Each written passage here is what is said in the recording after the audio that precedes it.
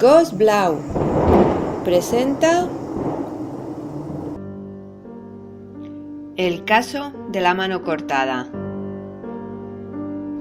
Pocos sucesos han suscitado tanta atención como el llamado caso de la mano cortada, ocurrido en un piso de la madrileña calle de la Princesa, a principios de 1954. La tarde del sábado 30 de enero de 1954, Luis Segui se presentó en el Juzgado de Instrucción número 14 de Madrid, donde interpuso una denuncia contra su propia madre, la marquesa Margarita Segui Ruiz de Liori. Según afirmaba Luis Segui, el 19 de enero anterior, a las 12:50 había fallecido en el domicilio materno su hermana Margot, de 36 años.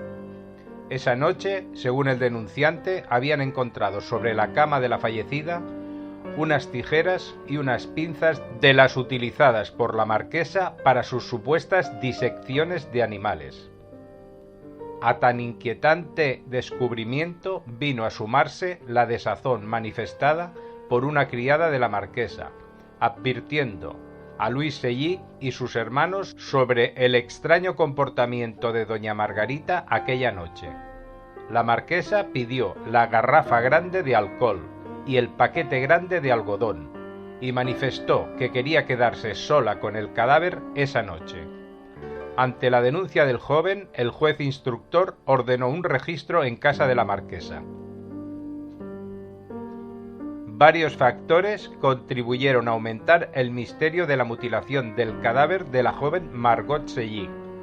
Sobre todo el hecho de quien llevó a cabo tal acción fue su propia madre, Margarita Ruiz de Liori, una aristócrata cuya vida no tenía nada que envidiar a la famosa espía Mata Hari. ¿Por qué la marquesa de Villasante le cortó la mano a su hija? Se dijo que fue un acto de brujería o de locura irrefrenable. Más tarde, entre las explicaciones que se buscaron o se inventaron, se incluyeron extrañas y dudosas conexiones con nazis y extraterrestres, procedentes de un lejano planeta llamado Ummo. La mutilación no se limitó a la mano. Los agentes judiciales que registraron el piso de la calle Princesa encontraron sobre una repisa del cuarto de baño los globos oculares y la lengua de la desgraciada Margot Segui, quien supuestamente había muerto a causa de una larga, penosa y desconocida enfermedad. Francisco Pérez Avellán, prestigioso especialista y divulgador de sucesos, apunta a la complejidad de la vida y la psicología de la marquesa. Margarita Ruiz de Liori fue probablemente la primera mujer española corresponsal de guerra. Llegó a trabajar como agente doble al servicio de Primo de Rivera y del rebelde marroquí Abd el-Krim. Más tarde realizó experimentos con animales y quizá ahí surge su obsesión fetichista por la mano de su propia hija.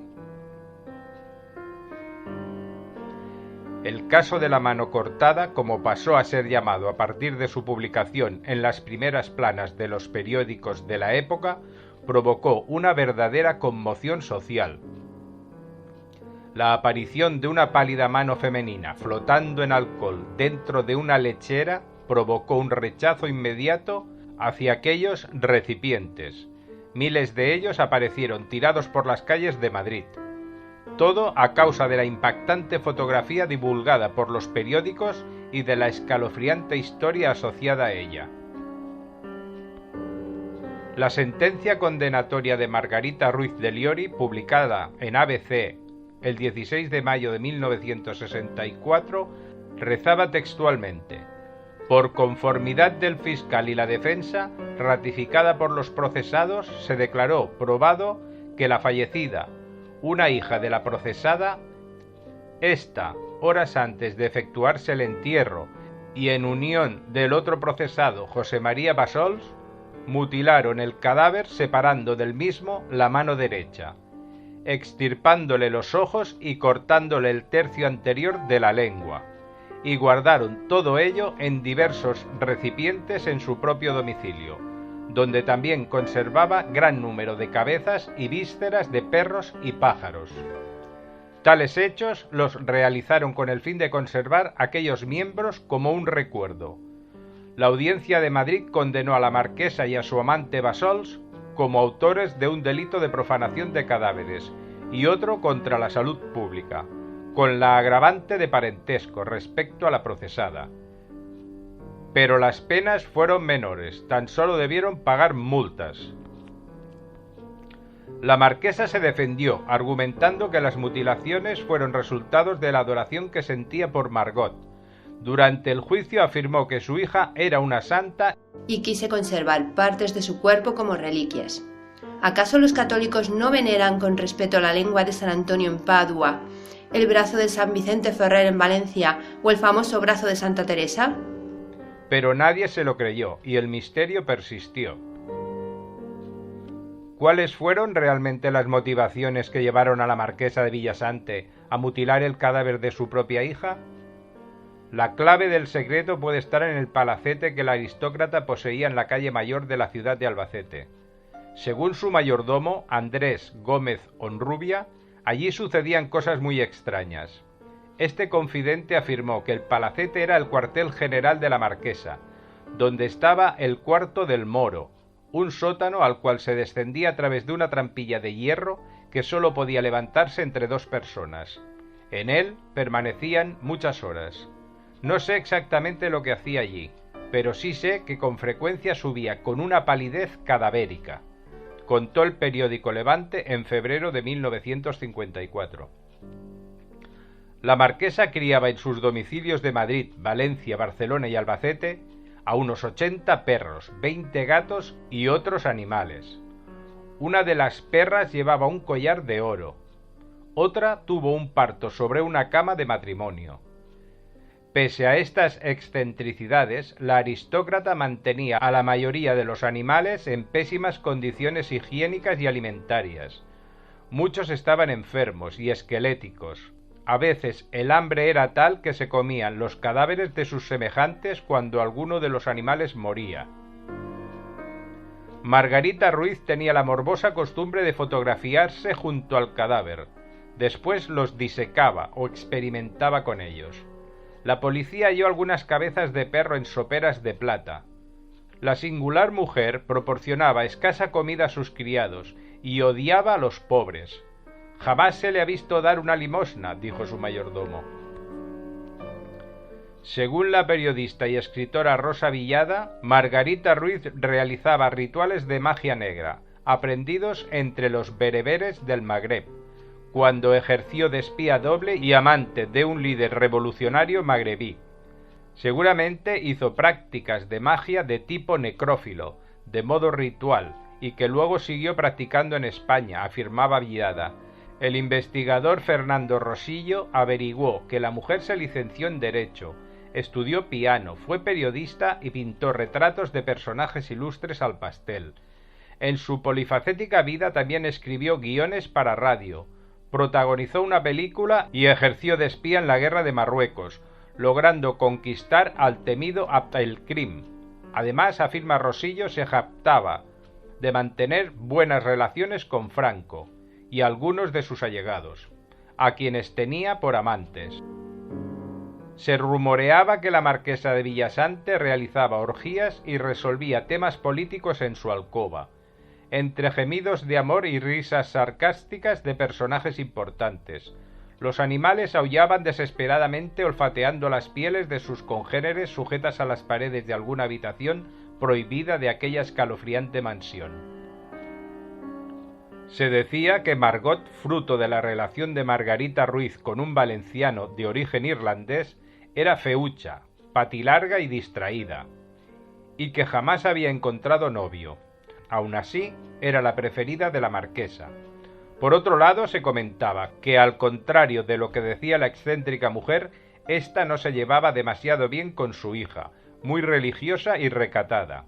Según su vecina de Albacete, Caridad Díaz, que conoció a Margot Sellí, era una mujer muy buena, que atendía de forma desinteresada a los enfermos albaceteños. El marido de Caridad Abundio Díaz Verdú, conoció a la marquesa de Villasante porque le alquiló uno de los sótanos del palacete para la maduración de plátanos y otras frutas.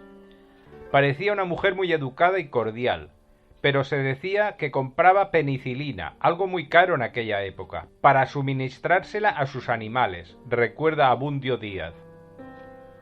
Hoy todavía existen dudas sobre la mutilación de Margot. Los informes médicos dijeron que aquello había sido obra de un experto cirujano.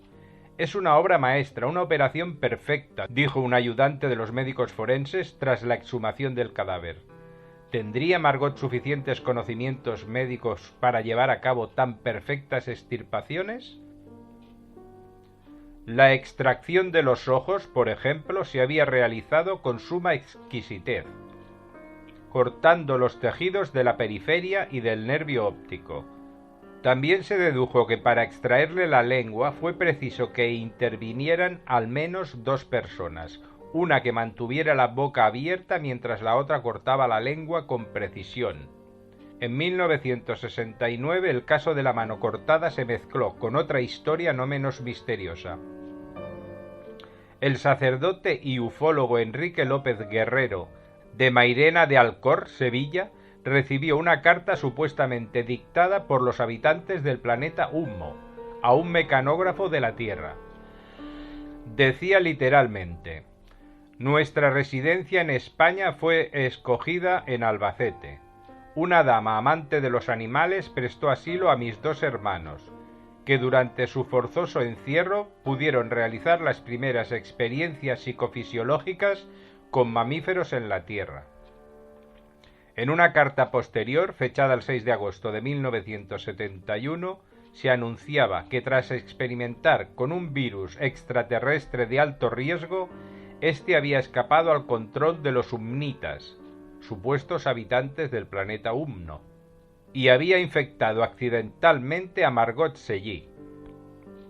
Hasta 6 focos víricos se localizaron en el cuerpo de la enferma, todos ellos suficientemente profundos para no temer su irradiación exterior, pero presentando la dificultad inherente a su localización.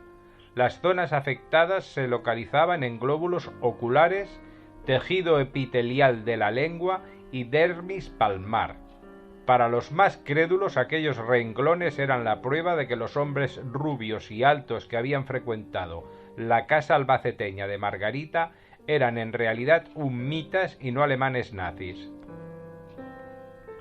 En febrero de 1968, casi 3 meses antes de la muerte de la marquesa, la entonces adolescente Rosa Villada y un grupo de amigas decidieron entrar clandestinamente en la casa precintada de la ya demacrada exespía. Estaba todo cubierto con sábanas. Lo que más nos llamó la atención fue la gran cantidad de libros y de imágenes religiosas. Las chicas llegaron a una sala que poseía una lámpara semejante a la de los quirófanos y un armario con instrumental quirúrgico, amén de una suerte de camilla. Todo como en los consultorios médicos. La periodista también recuerda haber visto algo verdaderamente siniestro: pieles de perros colgadas de la pared. El impacto de la mutilación de Margot Sellí se ha perpetuado en el tiempo, y aún hoy el tema es tabú entre la población de Albacete. Ya no existe la casa de la marquesa de Villasante en la calle Mayor. En su lugar se erigió el moderno edificio de la Consejería de Industria de Castilla-La Mancha. Allí Fernando Rosillo y un grupo de investigadores de lo paranormal registraron una serie de psicofonías que parecen confirmar la mala fama del antiguo solar maldito y del cuarto del Moro, donde los médicos nórdicos realizaban experimentos con los perros de la marquesa y quizá con seres humanos. Estas son las palabras que se registraron en la psicofonía.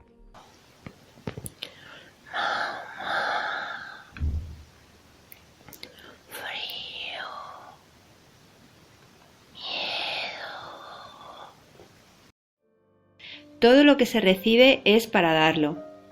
Agradeceríamos que compartáis este vídeo con todo el mundo y os suscribáis a este canal para poder seguir recibiendo y compartiendo información.